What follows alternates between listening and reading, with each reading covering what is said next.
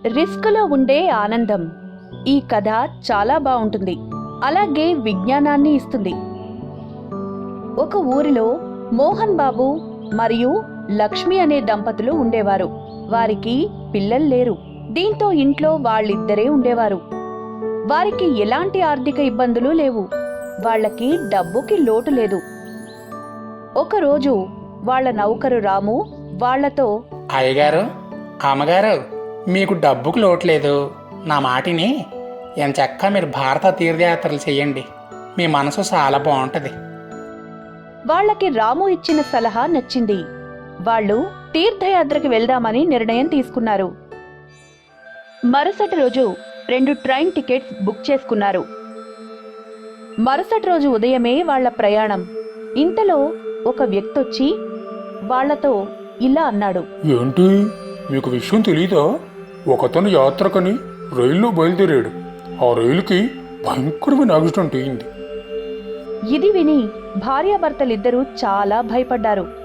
వాళ్ళు ఇలా అనుకున్నారు, మనము రైల్లో ప్రయాణం చేసే రిస్క్ తీసుకోవద్దు. మోహన్ బాబు ఆలోచించి బస్సులో ప్రయాణం చేయడమే మంచిదని నిర్ణయం తీసుకున్నాడు. యాత్ర చెయ్యడానికని మళ్లీ అన్నీ సిద్ధం చేసుకుని బయలుదేరుతుండగా టీవీలో వార్తల్లో ఒక బస్కి యాక్సిడెంట్ అయినట్టు, చాలామంది మరణించినట్టు వస్తున్న వార్తల్ని చూసి ఆందోళనతో వాళ్ళు ఆ ప్రయాణం కూడా మానుకున్నారు. తీర్థయాత్రల కోసమని ఇంత రిస్క్ మనం తీసుకోలేం.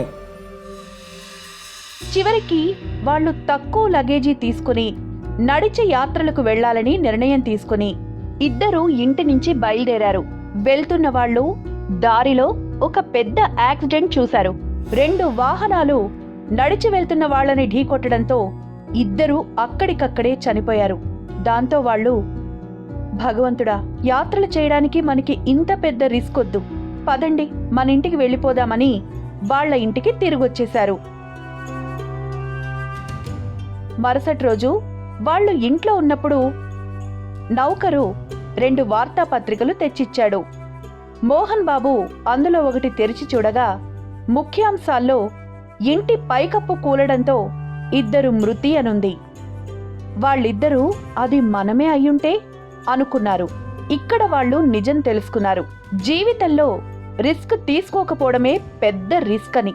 ఇల్లు విడిచి ఎక్కడికి వెళ్ళకపోతే రిస్క్ ఉండదు అనుకోవడం తప్పు. స్నేహితులారా, జీవితంలో మనకి అప్పుడప్పుడు ఇలా జరుగుతుంది.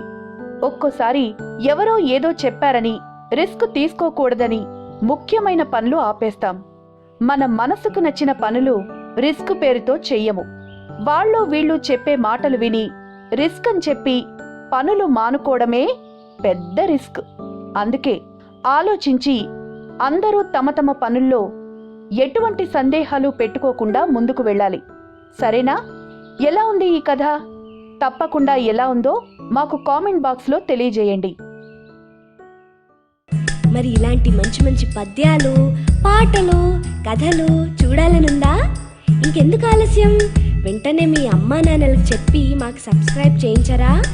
ఈలోగా మేము మీకోసం బోలెడు వీడియోలను తయారు చేసే ప్రయత్నంలో ఉంటాం. అంతవరకు సెలవా మరి. టాటా.